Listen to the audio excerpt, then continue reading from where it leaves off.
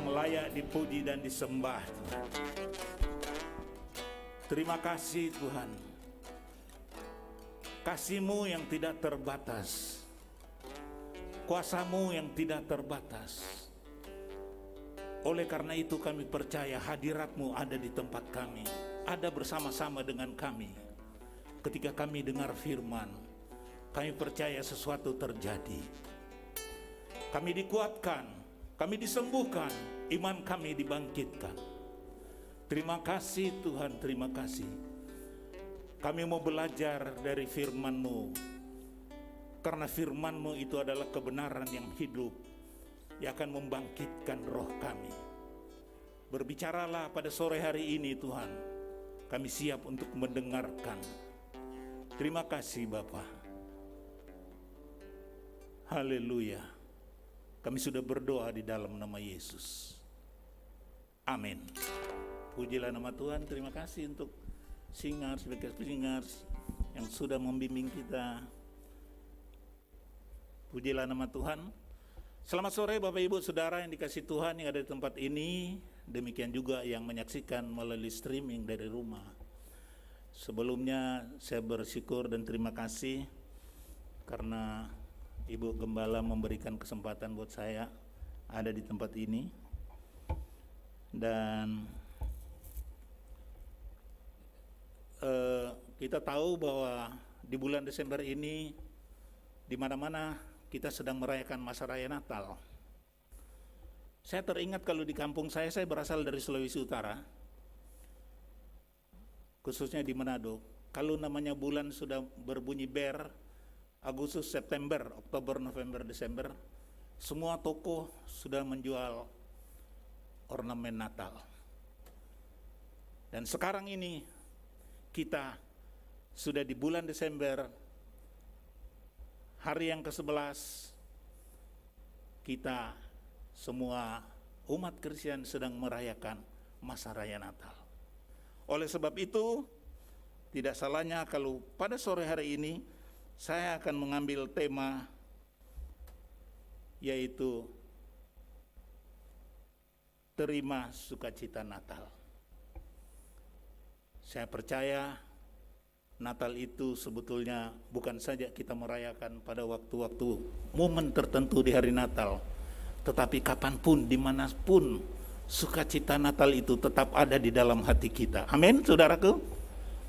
Oleh sebab itu, saya coba mengangkat tema ini, yaitu terima sukacita Natal. Sama-sama kita akan baca, kita akan buka di dalam Alkitab, kalau membawa Alkitab, atau boleh kalau ada bawa perangkat yang lain. Kita akan baca di dalam Injil Lukas pasal 1 ayat yang ke-46 dan 47.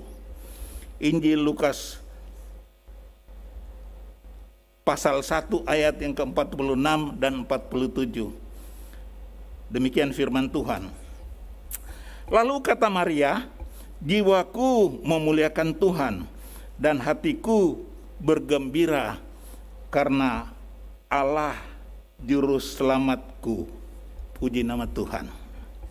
Bapak Ibu Saudara yang dikasihi Tuhan, hidup kadang-kadang menghadapkan kita kepada situasi yang sulit, seperti apa yang dialami oleh Maria. Karena dalam hidupnya Maria itu dia menghadapi sesuatu keadaan yang tidak baik. Karena apa, saudara? Maria itu mengandung tanpa suami. Nanti kita akan belajar bersama-sama ya. Ya, dia hamil sebelum menikah. Bukankah hal ini merupakan kalau saya boleh bilang aib barangkali ya bagi orang dunia? Tentu saja membuatnya tidak nyaman, juga membawanya pada sebuah beban. Yang menarik di sini bahwa kita melihat bahwa Maria menghadapi semua itu dalam konteks panggilannya. Dalam konteks panggilannya. Jadi saudara-saudara yang diberkati, saudara-saudara yang dikasih Tuhan, panggilan Tuhan pun kadang bisa menghadapkan kita pada situasi yang sulit seperti Maria. Mengapa? Pertanyaannya, bagaimana bisa memuliakan Tuhan dalam situasi seperti itu? Bagaimana bisa bersukacita dan bergembira? Apa mungkin? Tapi kata kuncinya adalah iman. Mari kita perhatikan ungkapan Maria, dan hatiku bergembira karena Allah juru selamatku. Itu Lukas 1 ayat 47. Maria memuliakan Tuhan, ia bergembira bukan karena situasi hidupnya yang sulit, tetapi karena imannya bahwa Allah adalah juru selamatnya. Dan peristiwa Natal meneguhkan apa yang menjadi keyakinan Maria. Mungkin Natal tahun ini menghadapkan saudara pada situasi-situasi hidup yang sulit. Mungkin ini adalah Natal yang saudara rayakan tanpa pendamping, tanpa istri, tanpa suami, atau saudara merayakan Natal dengan sesuatu peristiwa, kehilangan pekerjaan dan lain-lain.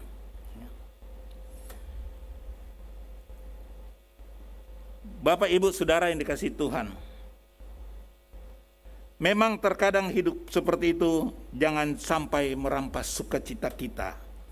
Jangan sampai iblis mencuri sukacita Natal kita yang saudara terima.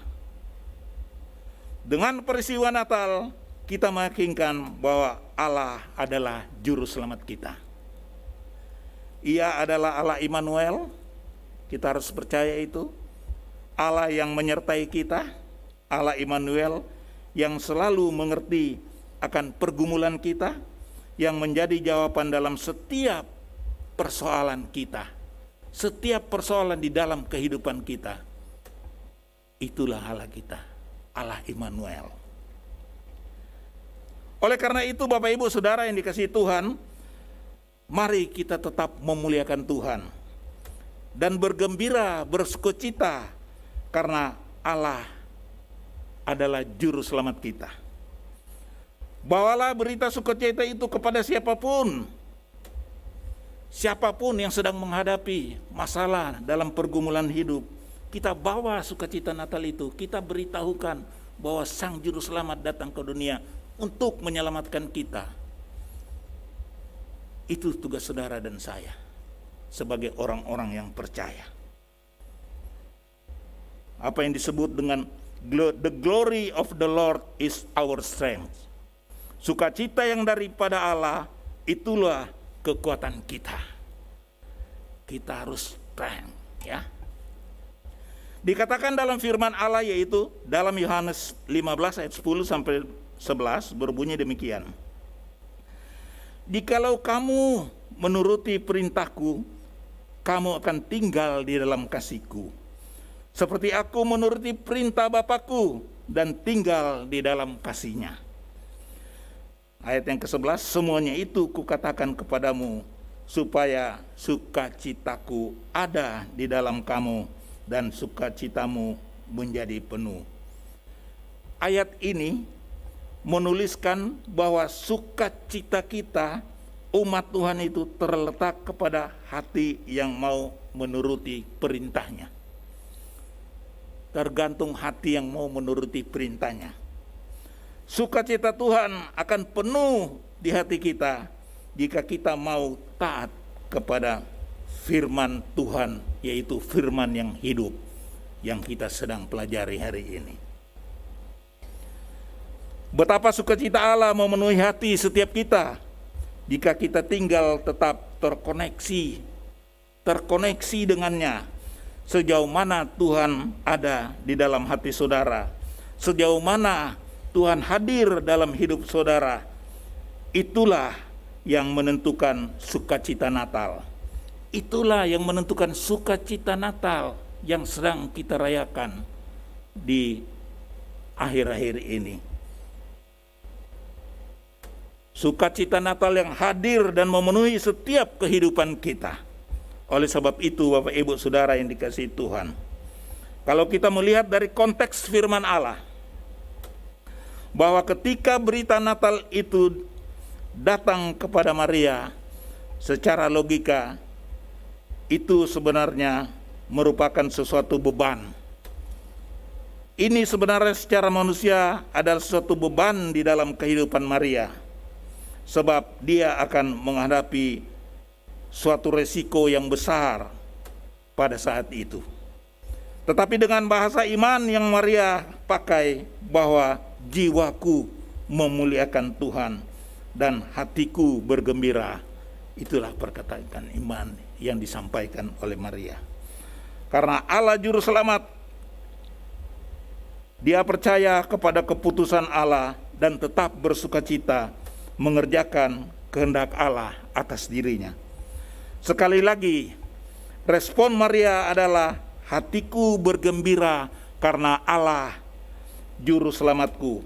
Iman yang seperti ini yang harus dimiliki bagi setiap orang percaya, yaitu saudara dan saya. Amin, saudara.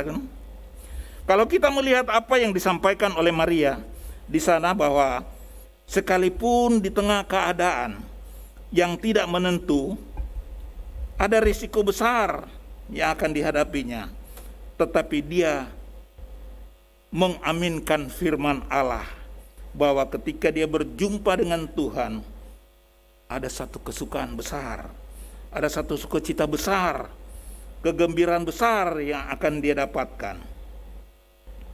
Sebab sukacita yang dia dapatkan dari Tuhan tidak dapat digantikan dengan apapun yang ada di dunia ini. Itulah pandangan dari Maria. Tidak ada yang lain dapat menggantikannya. Sekali lagi, janji firman Tuhan berkata bahwa sukacita dari Allah itulah kekuatan kita. Amin. Apapun persoalan yang sedang saudara hadapi, itu tidak akan mempengaruhi sukacita Natal yang sekarang telah datang di hati saudara dan saya. Karena sumber sukacita kita itu adalah apa? Firman. Firman itu, firman sendiri yang sudah menjadi manusia, yang menjadi juru selamat, yang telah hadir untuk menghapus air mata saudara, untuk memulihkan, untuk menguatkan, dan memberi jalan keluar bagi setiap pergumulan yang sedang saudara hadapi. Apakah di sini ada yang sudah mulai mau menyerah? Saya yakin tidak ada. Karena keadaan sulit yang menghimpit itu, saudara percaya bahwa Natal telah tiba. Yesus Juru Selamat datang ke dunia untuk bergemar, seperti yang kita nyanyikan, untuk bersorak-sorai. Terimalah sukacita Natal itu. Terima, percayalah, Tuhan hadir dalam hidup saudara dan saya, maka Dia sanggup merubah dari lembah air mata akan menjadi lembah yang bermata air. Amin, saudaraku. Itu janji firman Tuhan. Nah, yang menjadi pertanyaan sekarang, bagaimana kita bisa terima sukacita Natal itu? Bagaimana sukacita Natal itu bisa menjadi bahagian dari kehidupan kita? Bagaimana kita bisa menghadapi itu? Itu yang akan kita pelajari pada sore ini. Bagaimana bisa bersukacita, bagaimana kita bisa bergembira, bagaimana dapat memuliakan Tuhan dalam situasi yang sulit. Saya katakan dalam situasi yang sulit, apakah saudara bisa bergembira? Apakah saudara bisa bersukacita? Mari kita belajar bersama-sama melalui kebenaran firman Tuhan.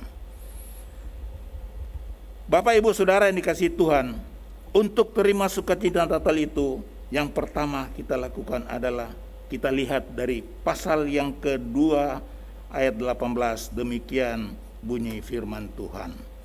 Setelah malaikat-malaikat itu meninggalkan mereka dan kembali ke surga, gembala-gembala itu berkata seorang kepada yang lain, "Marilah kita pergi ke Betlehem untuk melihat apa yang terjadi di sana, seperti yang diperintahkan Tuhan kepada kita." Yang pertama dikatakan, milikilah kesungguhan hati untuk mencari Tuhan. Kita harus memiliki kesungguhan hati untuk mencari Tuhan, harus benar-benar kita harus mencari Tuhan. Kalau dari Lukas 2 ayat 15 dikatakan, mereka pergi ke Betlehem. Betlehem itu bicara tentang apa, saudara? Bicara tentang rumah roti. Betlehem itu bicara tentang rumah berkat. Setelah bicara tentang rumah kelimpahan, di mana di dalam rumah Tuhan itu tersedia berkat-berkat Tuhan dan ajakan firman Allah sebagaimana kita lihat. Ketika berita Natal itu datang kepada para gembala, mereka pergi mencari Tuhan dengan bersungguh hati tanpa menunda-nunda. Itu yang dilakukan oleh gembala-gembala. Sesungguhnya sukacita Natal bukan dia dikarenakan karena hal-hal yang mewah atau semaraknya perayaan, melainkan bagaimana sikap hati kita setelah bertemu dengan Yesus yang juru selamat dunia itu. Karena itu, Bapak Ibu Saudara yang dikasihi Tuhan, patut bagi kita untuk meneladani sikap para gembala ini. Kita teladani sikap para gembala ini, apa yang mereka lakukan. Setelah menerima kabar sukacita, para gembala pun berkata seorang kepada yang lain, "Marilah kita pergi ke Betlehem untuk melihat apa yang terjadi di sana, seperti yang diberitahukan Tuhan kepada kita." Bisa dibaca dalam Lukas 2 ayat yang ke-15. Para gembala memiliki respon yang benar akan kedatangan Sang Juru Selamat. Sehingga tanpa menunda-nunda waktu, mereka pun segera pergi ke Betlehem. Bukan sekedar ingin tahu, tetapi mereka memiliki kerinduan yang sangat tinggi, yang sangat mendalam untuk mencari dengan sungguh-sungguh hati. Mereka ingin mencari sungguh hati, ingin bertemu dengan Yesus. Mereka pergi bukan dengan keterpaksaan, bukan dipaksa, melainkan kerelaan dan dipenuhi sukacita. Sukacita mereka bukan berasal dari dunia, tapi berasal dari surga. Itulah teladan yang perlu kita ikuti yang tergembala-gembala. Inilah sukacita sejati mereka, mengalami sukacita sejati karena telah bertemu secara pribadi dengan Sang Juru Selamat. Setelah bertemu Yesus, gembala-gembala itu tidak tinggal diam. Mereka tidak tinggal diam.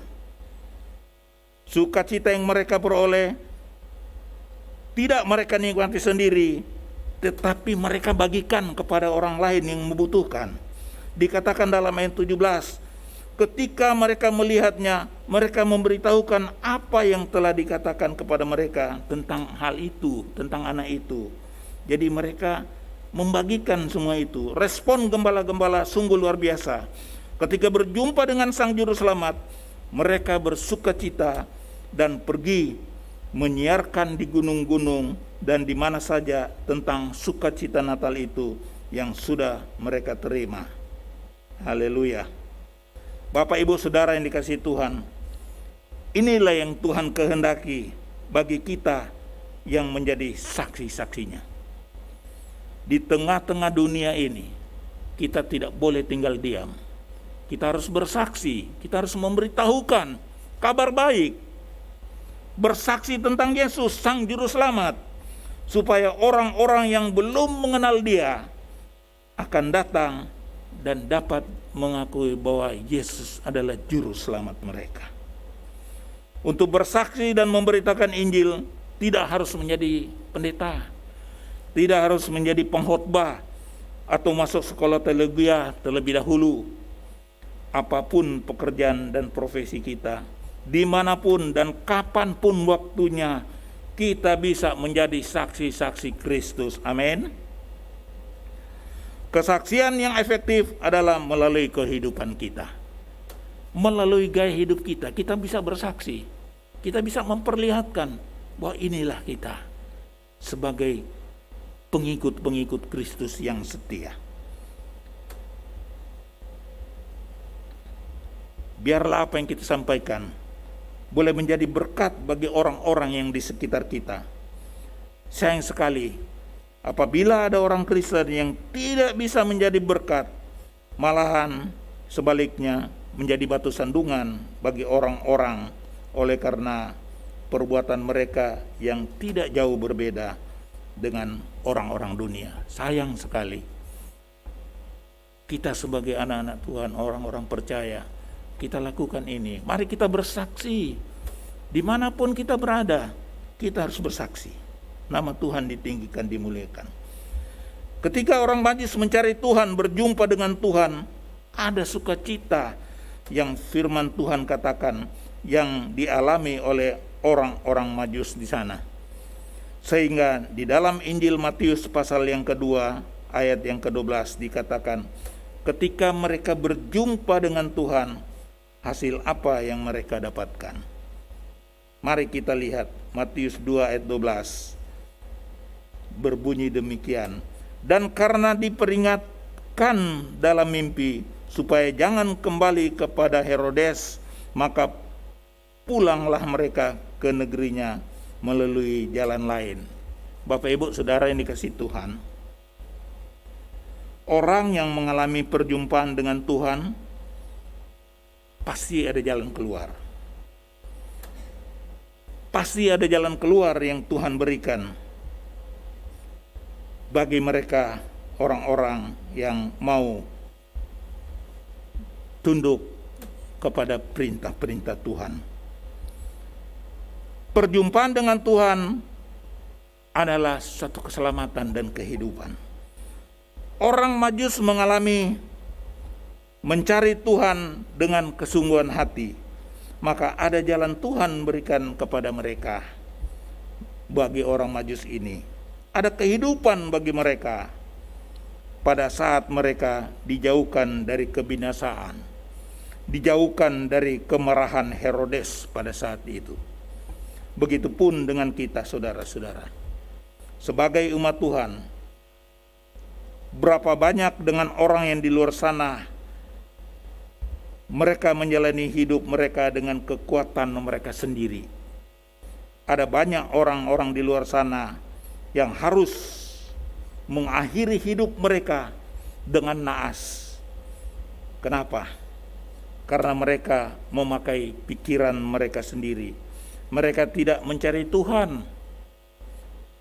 Sekiranya mereka mencari Tuhan, pasti ada jalan keluar. Oleh sebab itu, tetaplah berjalan dengan Tuhan. Minta petunjuk dengan Tuhan. Ada jalan keluar yang Tuhan bukakan untuk hidup mereka. Ada pertolongan yang Tuhan berikan bagi hidup mereka. Bagaimana perjalanan yang dialami oleh ketiga orang Majus tersebut. Asalkan kita mau mencari Tuhan, kata firman Allah bahwa ada kehidupan yang saudara dapatkan di sana. Hal yang kedua, untuk bisa terima sukacita Natal, yaitu milikilah terang Kristus. Milikilah terang Kristus. Artinya Bapak Ibu Saudara, kita lihat apa yang disampaikan oleh Nabi Yesaya di dalam Yesaya pasal 9 ayat yang pertama. Sebagaimana makna kelahiran yang dinyatakan oleh Yesaya di dalam Yesaya 9 ayat 1 berbunyi demikian. Bangsa yang berjalan di dalam kegelapan telah melihat terang yang besar. Mereka yang diam di negeri kekelaman, atasnya terang telah bersinar. Apa makna kelahiran Yesus bagi dunia ini? Bagi Nabi Yesaya, kelahiran Yesus berarti datangnya terang besar bagi bangsa-bangsa yang berjalan dalam kegelapan. Itu pandangan dari Yesaya.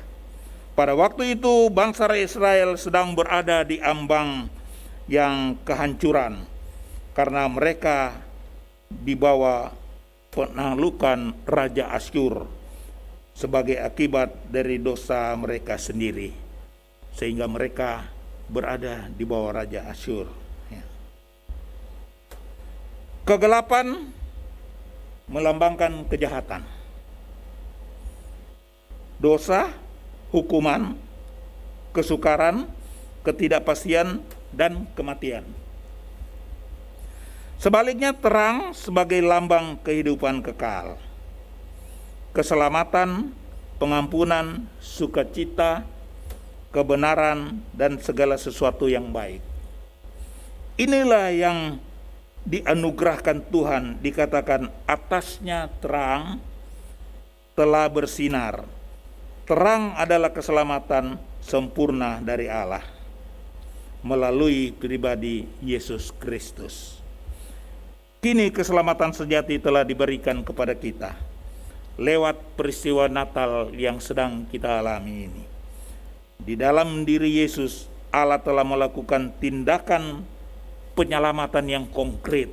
Itu adalah nyata. Dalam diri Yesus, Allah telah melenyapkan kegelapan dan menggantikan dengan terang yang ajaib. Siapakah terang ajaib itu? Saudara harus percaya bahwa Yesus adalah terang ajaib. Dia datang ke dunia bukan untuk menyiksa kita, tetapi dia menyelamatkan kita. Dia menyembuhkan kita. Dia mengangkat semua dosa-dosa kita, rela berkorban di atas kayu salib. Darahnya tercurah untuk menebus dosa saudara dan saya. Tuhan Yesus berkata dalam Yohanes 8 ayat 12b, "Akulah terang dunia. Barang siapa mengikut aku, ia tidak akan berjalan dalam kegelapan, melainkan ia akan mempunyai terang hidup." Dalam hal ini, Yesus sedang menegaskan otoritas keilahiannya sekaligus tindakan penyelamatannya bagi umat manusia. Karena Yesuslah terang yang ajaib itu. Yesuslah yang memberi sukacita Natal dalam hidup saya dan saudara. Amin. Jadi saudaraku, Yesus adalah sumber terang itu sendiri. Dia yang memberikan terang karena ia telah mengalahkan kegelapan melalui kematian dan kebangkitannya yang tertulis di dalam Yohanes 1 ayat 4-5. Dalam dia ada hidup dan hidup itu adalah terang manusia. Terang itu bercahaya di dalam kegelapan dan kegelapan itu tidak menguasainya. Yesus adalah hadiah yang terindah dari surga bagi umat manusia. Karena di dalam dia tidak ada kegelapan, melainkan ada apa? Ada terang. Ada terang, ada pengharapan, dan ada kehidupan. Pujilah nama Tuhan. Oleh sebab itu, saudara yang dikasihi Tuhan, untuk terima sukacita Natal itu, hiduplah di dalam Kristus. Bergaul intim dengan Kristus. Itulah bagian yang kedua dari pembahasan ini. Dan bagian yang ketiga, yang terakhir, Bapak Ibu Saudara yang dikasihi Tuhan, untuk kita dapat menerima sukacita Natal dalam kehidupan kita, yaitu milikilah hati hamba yang mau taat. Milikilah hati hamba yang mau taat. Di dalam Injil Lukas 1 ayat 38, demikian bunyi firman Tuhan, kata Maria, "Sesungguhnya aku ini adalah hamba Tuhan. Jadilah padaku menurut perkataanmu itu." Lalu malaikat itu meninggalkan dia. Dari yang kita lihat antara percakapan Maria dengan malaikat, tidak ada bahasa argumen di sana, saudara. Tidak ada bahasa penolakan di sana. Tidak ada bantahan antara Maria dan malaikat di sana. Tetapi Maria menerima sepenuhnya apa yang dikatakan oleh malaikat Tuhan kepada dia. Karena Maria memiliki hati hamba yang mau taat dan percaya kepada Tuhan. Haleluya. Jadi yang ketiga, agar sukacita Natal itu dapat dirasakan, yaitu milikilah hati hamba yang mau taat kepada Tuhan. Milikilah hati seorang hamba adalah hal mutlak yang harus dimiliki oleh setiap orang percaya. Berarti hamba artinya taat sepenuhnya kepada kehendak Tuhan. Karena esensi hamba adalah pelayan, orang yang sepenuhnya taat pada perintah Tuhan.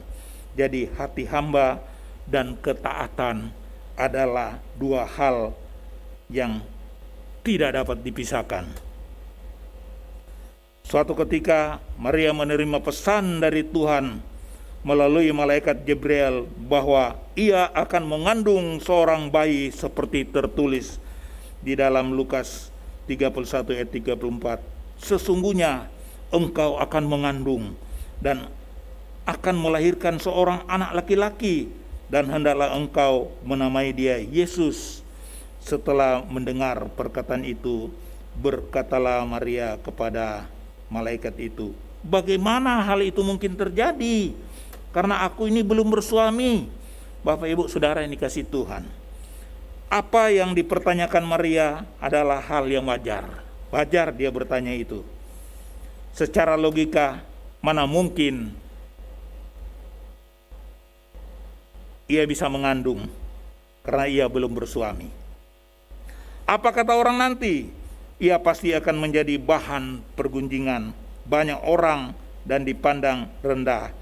Ini adalah perkara yang tidak mudah untuk diterima dan dipahami, sebagaimana juga yang pasti tidak ada perkara yang mustahil. Tidak ada perkara yang mustahil bagi Tuhan. Satu hal yang teramat penting dan patut menjadi perhatian adalah sikap hati Maria pada waktu ia menerima pesan dari Tuhan tersebut. Setelah mendapatkan penjelasan dari malaikat Gabriel bahwa ia beroleh kasih karunia dari Tuhan, Maria memberikan respon yang luar biasa. Dikatakan dalam Lukas 1 ayat 38, sesungguhnya aku ini adalah hamba Tuhan. Itu respon Maria, sesungguhnya aku ini adalah hamba Tuhan. Jadilah padaku menurut perkataanmu itu.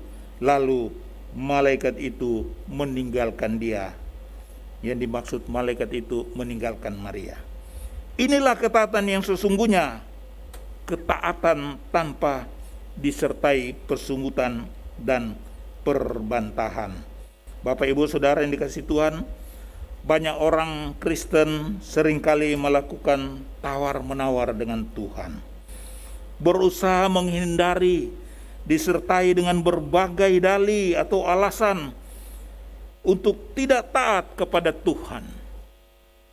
Seringkali kita mau taat asalkan Tuhan menjawab doa-doa kita. Banyak kali terjadi. Kita mau taat asal Tuhan mau jawab doa-doa saya. Doa itu adalah permintaan saya, permohonan saya kepada Tuhan. Tuhan tidak mau menjawab, akhirnya tidak taat. Nah, ini yang sering terjadi. Kita mau taat asalkan Tuhan meluputkan kita dari masalah. Ada masalah, kita minta sama Tuhan. Tapi ada perjanjian, saya mau taat asal luputkan saya dari persoalan ini. Apakah harus begitu? Ya kan? Kita mau taat asalkan Tuhan menyembuhkan sakit kita. Kita sedang ada penyakit, kita minta sama Tuhan sembuhkan. Kalau tidak sembuh, saya tidak mau taat. Nah ini, penyakit kita itulah manusia yang masih mementingkan diri sendiri. Itu mementingkan diri sendiri. Kita mau taat asalkan Tuhan jawab semua permohonan kita. Di dalam Filipi 2 ayat 14, Rasul Paulus menasihatkan bahwa lakukan segala sesuatu dengan tidak bersungut-sungut dan berbantah-bantahan. Hamba yang berkenan kepada Tuhan adalah hamba yang mau taat tanpa syarat. Hamba yang mau taat tanpa syarat. Nah, Bapak Ibu Saudara yang dikasihi Tuhan, kelahiran Yesus Kristus membawa sukacita sejati bagi setiap orang percaya kepadanya. Milikilah kesungguhan hati mencari Yesus Sang Juru Selamat. Harus dengan sungguh-sungguh kita mencari Yesus Sang Juru Selamat itu. Dan biarlah terang Kristus terus bercahaya di dalam setiap kehidupan kita, agar hidup kita dapat berdampak bagi orang-orang yang ada di sekeliling kita atau yang ada di sekitar kita, dan boleh menjadi berkat bagi orang-orang. Amin. Milikilah hati seorang hamba yang mau taat dan setia kepada perintah-perintahnya. Mari kita lakukan itu. Buka hubungan intim dengan Tuhan. Kita taat, kita memiliki hati sebagai seorang hamba. Saya percaya kalau saudara mau lakukan itu, pasti akan terberkati, dan pasti akan melihat perbuatan tangan Tuhan yang ajaib itu akan menolong saudara, akan memberkati saudara. Apapun yang menjadi masalah, apapun yang menjadi persoalan, Tuhanlah yang menjadi jalan keluar. Pandanglah Yesus, karena Dia adalah jawaban setiap persoalan dan pergumulan kita, kehidupan kita sehari-hari. Mari kita tundukkan kepala. Haleluya. Haleluya. Terima kasih Tuhan. Kami sudah belajar dari kebenaran firman. Karena firman itu adalah bagian yang terpenting dalam hidup kami. Oleh karena itu Roh Kudus tolong kami melakukan, kami mau menjadi sebagai seorang hamba. Pimpin kami, bimbing kami Tuhan, agar setiap permasalahan kami akan melihat Yesus untuk menjadi jalan keluar. Teguhkan firman Tuhan yang kami pelajari sore ini. Ini boleh kami lakukan. Tolong kami mau menjadi saksi-saksi Kristus. Melalui peristiwa Natal ini, melalui perayaan Natal ini, bukan saja terjadi pada momen-momen tertentu di hari Natal, tetapi setiap saat, kapan saja, dimanapun kita berada, sukacita Natal itu tetap ada di dalam hati kami. Terima kasih Bapa yang baik. Terima kasih penyertaan-Mu, segala pujian kami kembalikan kepada-Mu. Dalam nama Yesus kami sudah berdoa dan mengakhiri pemberitaan firman. Haleluya. Amin.